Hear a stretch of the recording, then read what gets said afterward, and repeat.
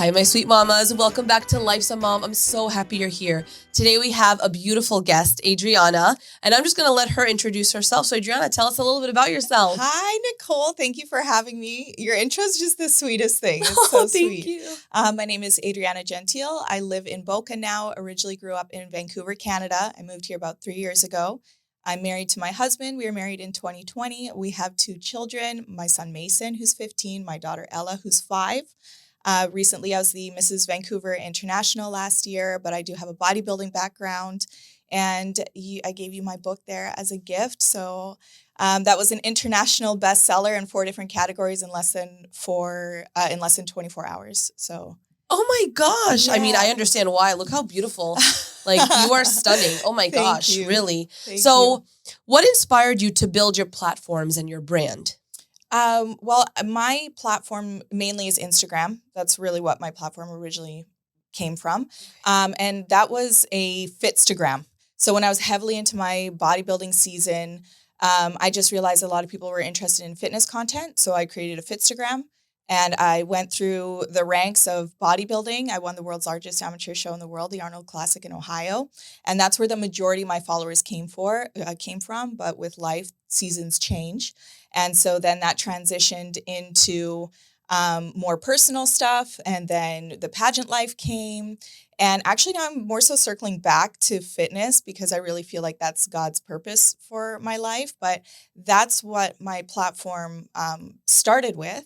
But pageantry came because I love to set big goals every year, like just at least one big audacious goal.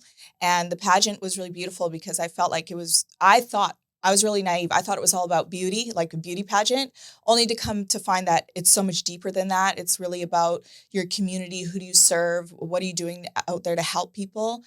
So I'm also connected with Mamas for Mamas in still Canada that helps underprivileged moms.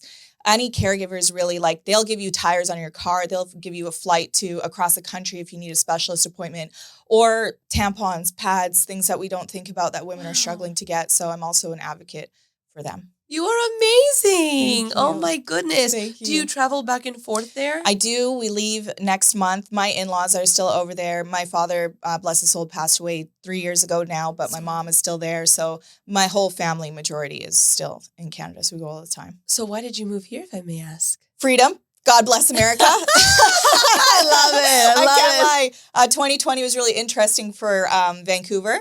COVID times. Right. They handled it a lot like New York or LA.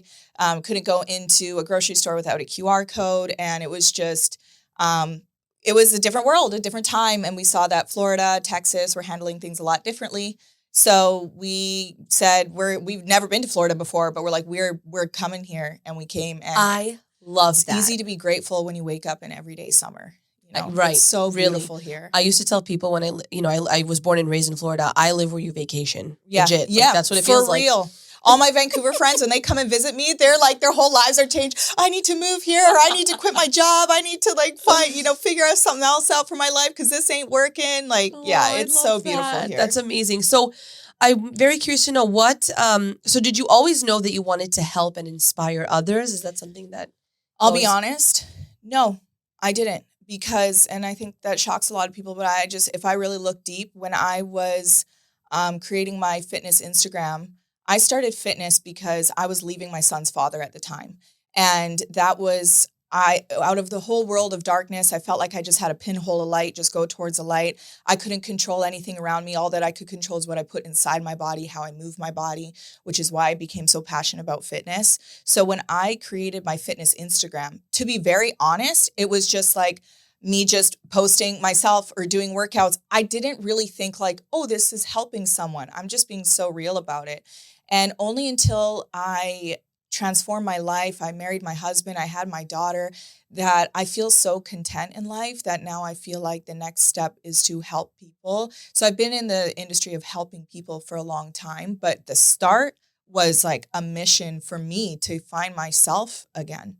Wow, that's amazing. Sometimes when you're in the darkest place is like when you fall to your low, not saying that you were at your lowest. Oh, I was at my low. You are. So you can only go up, baby. Mm-hmm. You can only go up from there. Amen. And that's what you did. And look how amazing. Look at what you've built. Thank you. This is really amazing. I always say I'm a statistic. Like I shouldn't be where I'm at today with everything Don't that I've say been that. through in life. You deserve all good things. I definitely do. We all do. But like statistically wise speaking, parents that are separated and, Same.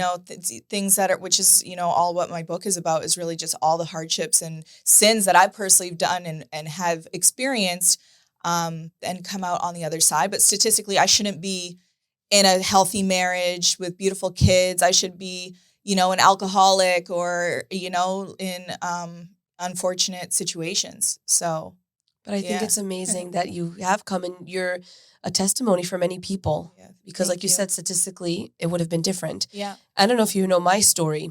I've creeped you a little bit. Yeah. But I would love to hear more. Yeah. Well, this is actually my second marriage as well.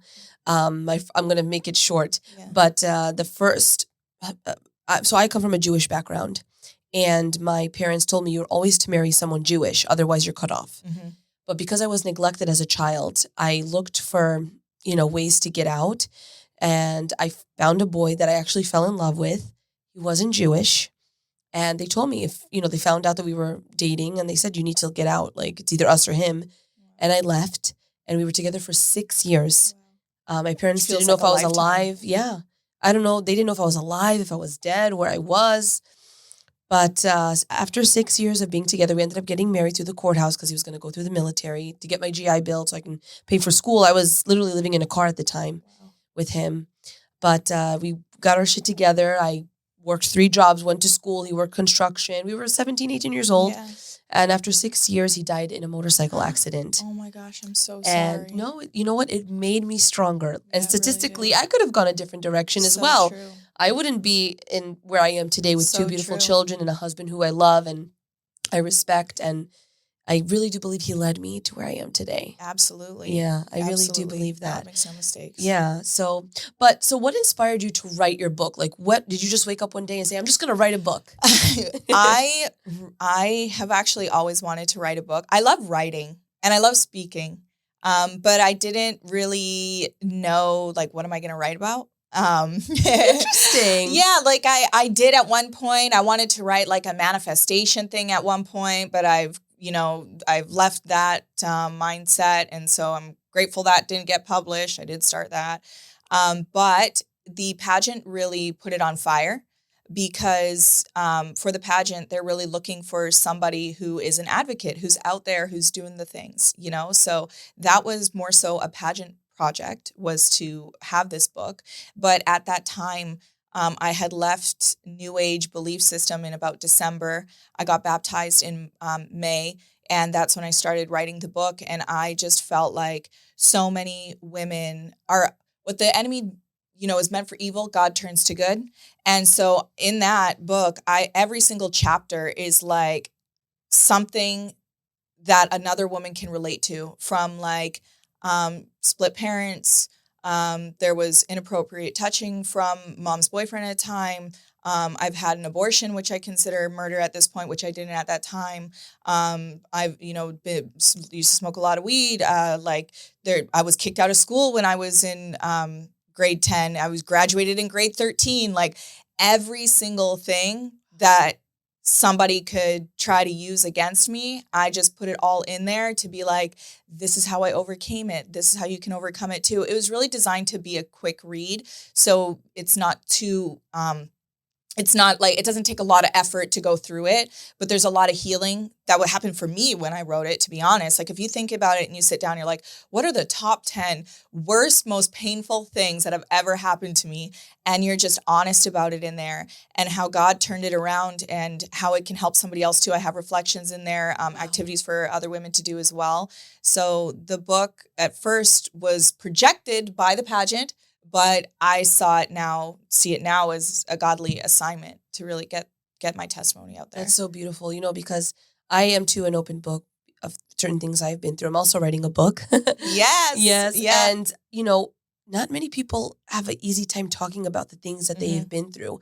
So the fact that you can take it and put it in a book to help other women is just so inspiring. Not gonna lie, sometimes it almost gives me, because I don't want to know like who's read it. I'm just like, here it is, take it, read it if you want. But it. You know, I had so much great feedback, so many people posting about it, sending me messages. It was so beautiful. But like I said, my dad has passed away, and I haven't told my mom about it because there's things in there that I don't feel like she's strong enough to hold. So, and she's also, God bless, not technologically savvy. So I also feel like she won't find this podcast either. So yeah, strong enough to write it, to put it out there. But yeah, it kind of helps when I don't really know like who's read it, even though I like the feedback. It's almost like when you're recording a movie or recording a commercial. Right. And you don't want to kind of look at yourself. You're like, I don't want to see it. It's right, fine. You know? Or like when you send a voice note and you hear it yourself, like, I don't want to hear myself. Yeah. I don't like my voice. Yeah. Just whoever will hear it will hear it. And exactly. so be it. Yeah. But now I just see it's not my story. It's God's story through me. So that's really why I wrote it. Because I'm like, who am I to hold on to this? It's for somebody else. Yeah. A testimony. Mm-hmm. I love that. So what message did you hope readers would take away from this book? That they are not their past. They're not what's happened to them. That you can be washed anew. You can be born anew. You can transform and change your life. Like I said, I shouldn't be where I'm at today, all things considering, especially when you read it. But that you at any point can change your life, and you at any point can transform your life and be who you want to be, and really tap into who God wants you to be, and see that your story, it's not what happened to you. It is what happened for you. And whatever the enemy did to you, you can turn it around and use for good. It's not like a period at the end of the sentence. It's your comma. You know, there's so much glory through hardship. And God uses those that are the least likely to be, to create that transformation. You know, who would want to use a girl, you know, born, my parents are both bus drivers, and I remember, you know, them going on strike and using food stamps and whatnot. Like, you know, what good does this girl have? But now here I am today, and it's really humbled me a lot. Yeah. So I think for any woman, you know, to see her story not as like a shame, to see it as her power. I love that. No matter what the story is. No matter what the story is, don't have guilt, don't have shame. That's not from God. That's not what He wants for you. You can use that story to help transform other lives. I love that. And some women that have gone through certain situations that were very difficult sometimes question God. Why? And I was one of them, actually. And I remember at the time when I had my first husband, and he was a Christian. And I wasn't very spiritual at that time. I didn't really believe much, you know, but once I did accept God, that's when he died. And he always used to tell me, everyone has a mission, Nicole. I was like, stop with that. Like, what are you talking about? And he introduced God to me in a way that I never felt before. And shortly after, that's when he got into the motorcycle accident. Oh my gosh. But it was hard. I'm like, here he brought me to God, and now God takes him away. Right. That was really hard for me to navigate. Mm-hmm. But then I realized he had his mission. Like, he's always told me. He would literally like listen to the Bible as he drove to work. Wow, what a man. Yeah. Wow. So I always feel him with me, and I'm proud of the woman I am because of him. And my husband knows this, and he says, you know, because of him, you are the way you are. So true. You know, they say like God corrects those He loves, and it's not necessarily a correction that happened to you, but it's saying that, you know, God comes to those. He doesn't say that I came to heal the healed. I come to heal the sick. You know, He comes to save us in the times, and in our most brokenhearted state is when He's closest to us. And what a gift it is that your ex-husband had passed, and I can imagine how brokenhearted you were, but how close it must have gotten you to God. And it seems so confusing at the time. So many of us think the same thing. Why am I going through this? Why is this happening? He's correcting those that He loves. And that's how we grow, is through those challenges. And now look at how strong you've become, how you're able to talk to other women who have lost ones that they've loved. And I'm assuming obviously at such a young age too, like so shaping for you to be such a warrior for women that are going through loss. You know? It's not easy. Mm-hmm. And you can't understand it until you've kind of gone through it. So true. So it's, you know, when I get to, women come to me and say, I heard your story and I want you to know it helped me heal. For me, that's everything. That's everything. It's everything. Yeah. That's my mission. That's my I purpose. love that mission. So that's how I take his words and I kind of use it Wow. for that. Well, I'm grateful to be here to be part of it today. Thank you. It means a lot. So what challenges did you face while creating everything that you've done, from the book to, the what is it? Fitness, Fitnessgram? bodybuilding, bikini bodybuilding. Yes. Yeah. Well, I'm not sure if this question would come up, but I know it's like very kind of a critical part of it. But the challenges that I've been through, for sure, in all along the ways. I mean, one, coming from a broken home, right? Like, parents aren't together. Everything starts from our childhood. So that's a big one. And then my mom kicking me out of the house, moved in with my dad. I was my dad's only child, and my mom has another son. I have a brother, but my dad's only child. Never disciplined me, loved me to pieces, which I learned a lot because I was such a rebellious child. I always have gone to the beat of my own drum. I do feel like some discipline would have been beneficial for me, but what I really loved about my dad is that he loved me no matter what I did, regardless of all of the terrible decisions that I made. Getting pregnant at 19 years old, having my son at 20. My son's father at the time, he was not of the best kind of people. He's in jail for life in the Philippines. So a lot of people don't know that, my son's father is incarcerated, which has been very challenging for us. But we were terrible together, but great co-parents, as weird as that sounds.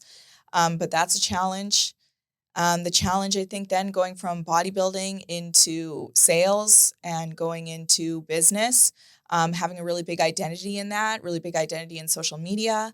My husband then having his business and that doing really, really well, and asking me to actually more so be a support role in the house, which so many women, they say that they want to like have a working husband and not be, and just be the Pilates matcha wife and whatever. But I find that for the working woman, when at least for me, when my husband asked me to be a support in his life, I actually found that really, really challenging. Because I'm like, I have goals, I have dreams, I have ambitions, I have this, that, and all the things. And I found that to be very challenging. Even though that's like what a lot of women want to have, is to kind of do nothing and let the man provide. Right. But through God through him, I've learned about the holy covenant over marriage, blessings over a marriage, just like the covenant of Jesus' blood giving us eternal life and access to the Father. There is a holy covenant over marriage that, when you do things in sacrifice for your marriage, there's a promise of blessings on the other side. But I found it very challenging to accept that I am a support role. And that's actually now got me very passionate about women seeing their value and their worth in being a wife and a mom. I think that is the most crucial, important, valuable role that we can have as women. I don't agree with women trying to be like men and trying to work their way through things. And I respect the heck out of women who do. This isn't any judgment on anybody. But I think a lot of women feel a lot of pressure to keep up with the world and to, financial status and material items and the 1% of the world that we see on social media that we think is normalized in everyday life, which it's not. I think that was a big challenge for me. And I would love for women to really realize, like, you are so perfect and God chose you to have children and to bring life here. And when you can support your husband, when you make that sacrificial love is the most beautiful thing you can ever do. And for me, at least, what I've experienced is ever since not trying to, compete with my husband, making money, doing the most, whatever, stepping back and being a support for him, our business has done 10x, has done so much more, and to be there with my daughter, my son, he goes to school because I was very young when I had him, so I didn't know about my options. My daughter, I homeschool. So to be able to spend so much time with my children it's the biggest blessing ever. So it really is. Yeah. Some moms don't have that option. So it's very nice when you do have that. So true. And I count my lucky stars because I seen both ends, Some moms, they love to work. Yeah. They're like dying to go back. And everybody is different. Some moms want to be a stay-at-home mom and they love it. And in any situation, there are always challenges. Yes. So that's something that I always tell moms, like, don't think someone else has it better than you, because No. comparison is a real thing. So true. And you have no right to judge any other mom or woman ever. Like, do I believe that my way of living is the best way of living? Like, yeah, obviously I do, but I'm not going to push it on another woman, or I'm not going to say like, oh, you work. And so, like Leave your job and right, just- right. But I would encourage you to look inside and say like, why do I feel this need to achieve, do more, and if it's a true happiness, great. Like, I love that for you. But if it's like a feeling of lack or keeping up with, then maybe it's, time to evaluate. But we can't judge anybody else. And I used to be a very vocal, like this way or that was, especially with like fitness, this is the way to do it. This isn't. I've been very humbled. It's amazing testimony, and I Thank love you. that. So, what role has mindset played in your success and growth? Everything. Life is all mindset. It is all mindset. When I was leaving my son's father, I just really believed like I have the power to create the change that I want to see. I have the power to create. This is not my forever. And like I said, it felt like darkness all around and just a pinhole of light and just go through the light, So that really got me through that moment. And now mindset, it really is everything. And I think the most valuable thing we can do is continue to nurture our mindset, but to be very aware and cautious about what we're letting into our eyes. What are we letting into our ears? Like, what is nurturing our mindset? Because unless you have the awareness that your mindset is always being curated and directed, so by what? Like, what are you watching? What are you listening to?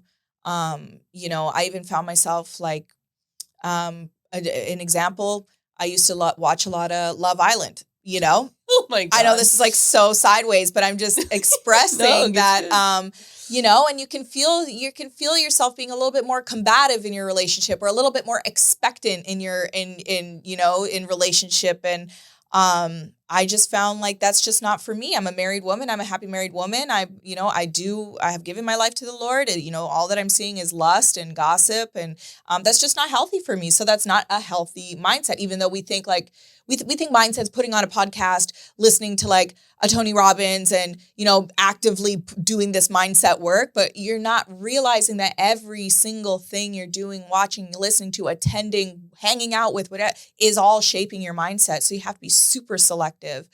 And I've actually found joy in having a smaller, closer inner circle. I love meeting with people. I love community stuff. I love all of that.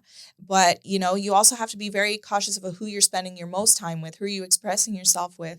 They say like, seek wise counsel, always seek wise counsel. I love that. Yeah. I'm not going to speak to with all the love and respect in the world, I'm not going to talk to my single friend about my marriage stuff, because Why? because it's not the same. You have to seek wise counsel. If I want to talk about marriage stuff, I want to go up towards the person who I've seen has been married for 10, 15, 20 years, that are doing it, that are going through, that have been through the challenges. How do I get through this? Where, the single friend, it might be like, Leave him. Leave it. It's all good. Let's go out. Like, let's just get a drink, like, it's okay. Like, and it's not like intentional or harmful, but No. I'm just saying, always go up, seek wise counsel to the problems that you have. I love that advice. It's true. Why would you go to someone who doesn't know what being in a marriage is to get advice from them? Right. So I really do agree with that. So has there been any moment where you've doubted yourself, and how did you overcome those moments when you doubted yourself? Yes, of course. There's always moments of doubt. I think like anybody who says, no, I don't doubt myself, they're just lying to themselves about it.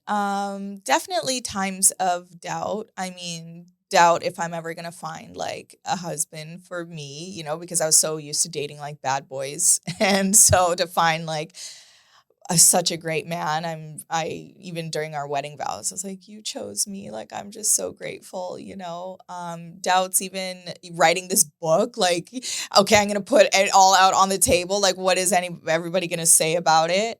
Even doubts like that butterfly feeling you get before you get on stage doing something, and I'm sure you do so many events. I'm sure even when you just get in front with a microphone, you get those butterflies, doubt, is the event going to go good? Is it not? Am I going to sell enough tickets? Yes or no? Like, I've done all that kind of stuff. selling courses. Are people going to buy it? Are they, like so much. But, how you really overcome doubt is going through it. Like how are you ever going to know if you do, you're going to miss 100% of the shots that you don't take. So you might as well try. So if you go for it and it's a total flop, well, you're in the same position you're at when you started. And if you tried it and it was a flop, then at least you learned, and if it wasn't, well, then great. Then you still learned, you took something away from it. So for me, doubt, it comes up, but it definitely doesn't rule my life. I love to charge through it. I love that. Thank I'm you. going to take that with me for my next event. Yeah, you just got to get up there and do the dang Just thing. do it. And however it turns out is the way it was meant to turn out. Yeah. I love that. It is what it is. So this is a big one. How do you protect your peace while still being, active online and building a business and just doing everything you're doing? Because that's a tough thing sometimes in this world. Yes. I protect my peace so much. And it's really through routine. I'm a very structured routine person. And they say Jesus is the Prince of Peace. So first really became, my life was so chaotic. And when I started to become Christ curious, learning more about him, that he, there's somebody literally who loves us so much that died for us. Like he literally, people think Jesus is just this fairy tale, which he's a literal person who walked this he was planet. Jewish, by the way. Right. Yes. He was a rabbi. He was a person. He was. Yes. Right. And fulfilled the law. Right. And came and died for us. Like if you think about your father, if you don't necessarily have a good relationship with your father, your husband, that something happened and you did something terrible and your husband died for you, you'd be like, oh my gosh, he loves me so much. There's a man who loves us so much that died for us on the cross and absorbed all of our sins. And now he really has given me so much peace. So my peace does come from the word of God, from being close to God in the morning. So like I said, routine, wake up. I read my word. I'm always in my Bible. Then I do my prayer, take care of my family, which I feel like is God's work, using me through taking care of my family, doing homeschool with my daughter, making them breakfast, go to the gym. And then at night, I always do my journaling and say, dear Heavenly Father, thank you so much for this day. Journaling as if I'm talking to him. And I just feel so much peace from getting close to Jesus because, I'm on his path. And so long as I keep my heart close to him and I seek him with all my heart, I'm good, baby. I am content. That was really my word for the year. And I didn't want content to be my word of the year because I felt like it wasn't very ambitious, to be content, whether I have a little, whether I have a lot, to be content. Mm-hmm. And I've really found that this year has made me very content in whether I have a little, whether I have a lot, I'm very content. And so he's my peace. I love that. Yeah. And I love that you practice it too and that you write in your journal. Mm-hmm. You do this every night. Every night. That's amazing. Yeah. I kind of... Feels good, doesn't it? It feels so good. It feels really good, just to be honest. It's like your father. You're literally writing to your father. I said this example to my son because he's talking about redemption and what does that mean, or to repent, what does that mean? And I was like, son, God, think about it like this, son. If you were to do the worst thing on the planet, ever, ever, and you did that, well, what would I want from you to do? He's like, you'd want me to tell you. I said, exactly. I will still love you no matter what. No matter what you do, son, I will never leave your side. I love you. But I would want you to come to me and be like, Mom, I messed up. Right. God's the same, Mace. My son's Mason. God's the same, Mace. You do something. It doesn't give you a pass to sin. It doesn't give you a pass to do bad things. Right. But if there's something that happens in your life, and you're asking for forgiveness, you just talk to God. You just say, Father, I did this thing and I'm sorry. Repenting isn't just to say I'm sorry, but it's to never do it again. Just turn your ways. Wow. That's really good advice. I like that. And I love that your son's name, by the way. I love Mason. Mason. So cute. I love that. That was Kardashian era, I remember those days. I know. So what advice would you give to a woman who might feel stuck right now or afraid to start over in life? Maybe going through a divorce, maybe, a death. What advice would you give? I've had to start over many times. And that's really an identity shift. I've had to, first being a young mom at 20 years old, being told you're washed up with a kid at 20, nobody's ever going to want to be with you. You're a fat pig whale, like all the things, right? So then there's that shift of like being a teenager, then getting pregnant and then that not working out. So what am I going to do? So at that time, I really focused on what I can put inside my body, how I move my body. I found I say fitness saved my life because when my son's father wanted to move to Europe, I wanted to move back to Vancouver because we had moved to Montreal. And at that time, it gave me the confidence to create my independence because I started to believe in myself again.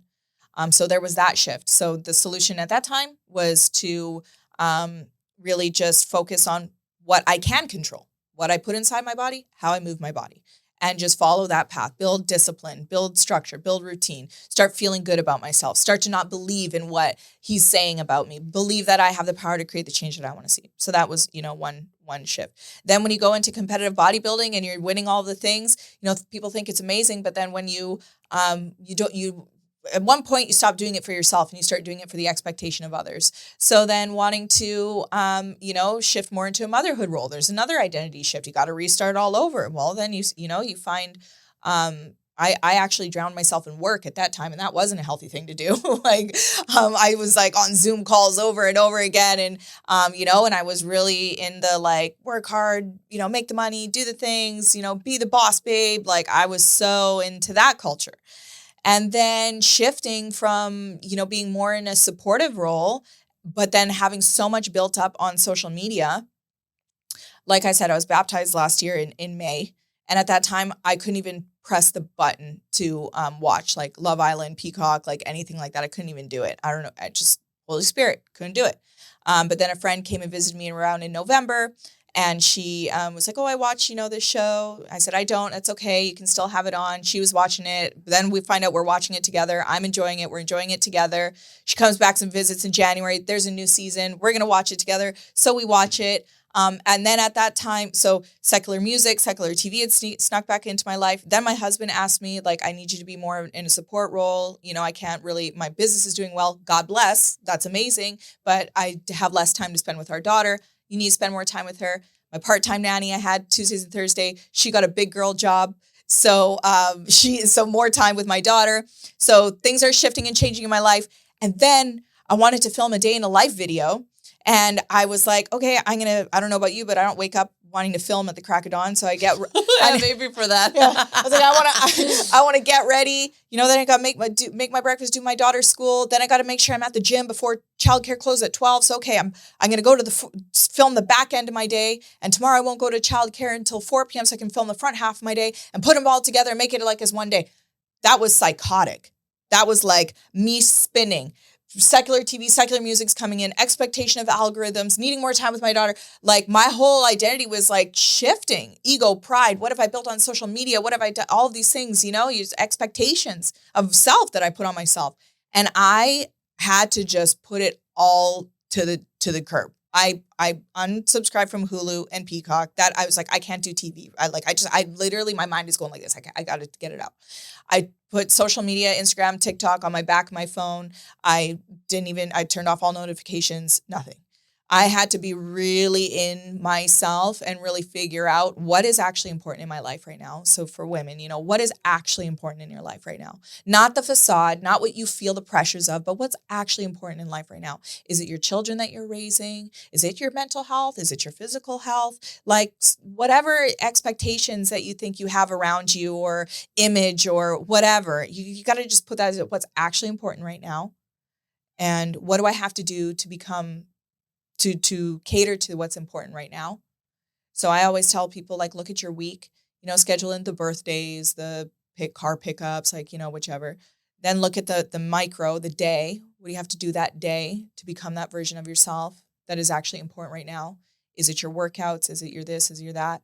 Right? Because what's happening when we have a shift in our identity, we actually have a lack of confidence because we're like, we don't know who we are. If I don't know who I am, then I don't know. I don't have any confidence about it. And they say how you create confidence is by keeping self-promises to yourself. Saying, just use an example, if you say you're going to set your alarm at 6:30 a.m. and go to the gym at 7 a.m., when you do, you slowly increase your confidence. But if you don't, you slowly decrease your confidence. So to really get out of a situation is to keep self-promises to yourself. So like I said, this is literally a framework. Number one, what's actually important in your life right now? Like, what is it? Your kids, your mental health, your physical health, like, what is it? Okay, great. What do I need to do in order to service the most important thing right now? Is it to eat right, go to the gym, for physical health? Is it to, get a therapist or, speak to a pastor? Is it to listen to podcasts? Like, what is it that you have to do for your mental health? Is it to get outside and put your feet in the beach? Like, that could be like a thing, right? So, is it to tend to your children? Like I said, at that time I thought posting was the most important thing. That has been nothing. Social media, nothing, in comparison. What's important is my daughter right now. Like, my daughter's important. I am in her childhood is in my hands. Like, that's what's important right now, so what's important right now? What do you have to do to service what is important right now? Now take that into action as, okay, look at your week. What do I have to do in my week? The must do's, the car pickups, the this, that, whatever. Okay. Now look at your day, schedule out your day. And then you really have to follow it because you're going to build discipline. And through that builds confidence, keeping those self-promises to yourself. It's more than just going to the gym. It's more than just going for the walk on the beach. It's keeping the promise that you said to yourself, I'm going to do these things. I'm going to show up to do these things, because if I don't, it's my confidence on the line. And that's how you're going to shift your identity, is by reevaluating. I think so many people, they actually said, I would listen to an Ed Milet podcast, the conversation that we're having right now about having a conscious awareness, to actually to be an observer of the thoughts, not be the thoughts, but only 1% of the world does that or has that. So he says. Can you explain a little bit about what that means? So to not necessarily say like, I have anxiety. I have so much anxiety. You may believe that's true, but you don't have anxiety, you're experiencing anxiety. So instead of being the emotion of anxiety, you have to take yourself out, like as if you're looking at yourself and saying, what is making me anxious right now? Looking deeper. To be the observer of the thought, to not be the thought, but to be the observer of the thought. And then to take the pause to say, why am I feeling that way? And what can I do to get out of this feeling? But then to follow it. To actually keep the self-promise to yourself. Right, because you deserve it. You do deserve it. You're all just as important. Yes, absolutely. So how has your personal journey shaped the woman you are now? I'm sure you kind of get the idea. Everything. Yeah, sometimes you wonder, like, why did I get this hand of cards? But I wouldn't be who I am today without everything that I've been through. And I've been through a lot. You can read about it in the book. I'm going to start reading tonight, actually. I'm very interested. It's a quick read, so you'll get through it. But like I said, God corrects those he loves. And I think it's a blessing to have gone through so much in such an early time of my life. Because then, it has made me who I am today. And now I feel like I've traveled. I've made I did the things. Okay. I just want to be a mom. I just want to be a wife. I just want to be content. I love the small little things. And you are. Thank you. But if there was one thing you could tell your younger self, what would that be? I know that's a hard question sometimes, because I even ask myself sometimes. I would tell her, like, keep doing what you're doing, but just know on the other side of this, you're going to live a beautiful life. Like, so keep doing what you're doing, but don't stop. Yeah, but you're going to live a beautiful life. I love that. Yeah. So what's next for you that you're most excited about? What's next for me is, one, I take being a support role for my husband I think it's a very important role. And our family business is doing very, very well. And I'm so grateful for him. And I'm so appreciative of all the hard work he puts into our family. So I really want to be the most servant, obedient, which a lot of women don't like that word, but I love to be a submissive, obedient wife. I think that's the most beautiful thing you can do for your husband. Can you give an example of what that means? When you have a husband that is submitted to Christ, it's like you are submitting to Christ. So a lot of women think like, well, what do you mean to be submitted and which not? Like a real life example is, let's just say you get home and you're super hungry. But he's super hungry, you want to make your food first. You're like, just let me eat whichever. I think it's a beautiful thing to like make him his meal first. So then you can eat after, like you can hold on an extra 5-10 minutes, or how many women get so frustrated that there's dirty laundry on the floor and not in the hamper. And you want to nag them about it. They say in the Bible, it says, a nagging wife like is better off at the corner of a roof. Like nobody wants a nagging wife. Right. And at the end of the day, if he's taking care of the family, his responsibility is to protect, discipline, pray for the family, And so if he's doing those things, he's providing a roof over my head, food over my plate. Okay, we got some laundry on the floor, but like, is it worth an argument? Right. There's worse things than right. Right. Dirty dishes in the sink. Yeah, it's super annoying. I get it. The dishwasher's right there. Trust me. Me too. But like, that's where God teaches me grace again. Like, no, like, I love being a good wife. So let me put it in the dishwasher. Like, it's really not that big of a deal. See, I agree with you. And my husband and I went to couples therapy for a little bit after having kids because things just did change. And I remember there was one time he didn't pick up his plate. This is something so stupid, but he didn't pick up his plate to put it in the sink. Yeah. And I got annoyed. Yeah. And we all get annoyed. And of course I had to open my big mouth and be like, you couldn't pick up, Yeah. And later when we met up with our therapist, she said, Nicole, I'm going to ask you a question. She's a Christian, actually. Yeah. Yeah. Even though we're Jewish, but she's Christian. She goes, let me ask you something. How long did it take for you to pick up that plate and put it in the sink? And I said, I don't know, like a few seconds. He's like, okay. How long was the argument? How long did that last for? Right. I said, till the night. It was also awkward. We didn't talk, over something. I said one thing and then it triggered it. She's like, it's 5 seconds. Yeah. How hard is he working throughout the week? And that's why this really resonates with me. And I really, I agree with you. And everyone will feel differently and to each their own. Exactly. But I like that mindset. My husband works. He's a provider. I appreciate what he does. Mm-hmm. He's tired. Yeah. So if it takes me a second to pick up the plate after him and put it in the damn sink for the cleaners to clean after, okay. Totally. So I changed my mindset in that way. I actually really love gender roles. We can have a whole other podcast on feminism and what a lie that is and all that. I've done a lot of research and all that, but I will say that gender roles are in place for peace and for purpose. And I think that once we can get our ego and our pride out of it and really see that it's servicing each other, it's not like I'm submitting to my husband and I'm lesser than him. And so, no. Like he's supposed to treat me like a ruby. Like he is supposed to, cherish me, and take care of me and pray and get on his knees. And which I think is the most sexy thing a man can do is when he's praying and like, and in agreement that there's something higher and better than him, better than all of us. I think that's so sexy. So for me to be able to submit to my husband means he's submitting to God. So it's just like a chain. And I found that when I got my house in order, instead of trying to compete with, which I thought was, me helping, making more money, bringing more money into the household, whichever, but when I really got in order, God, husband, children, everything else, that really changed my whole marriage and my whole relationship. Putting my children before me, putting my husband before my children, putting God before them all. And then I actually got a comment on Instagram. Someone wrote when I said something like this, and they're like, "Don't forget, between your God and your husband is you." I was like, "That's not the point. Like, that's not the point. Like, if we're supposed to see what Jesus did and embody him, and he didn't say like, oh, I'm Jesus, so you're lesser than. Like, he washed the feet of the disciples. Like, we are called to serve. So that comment made no sense.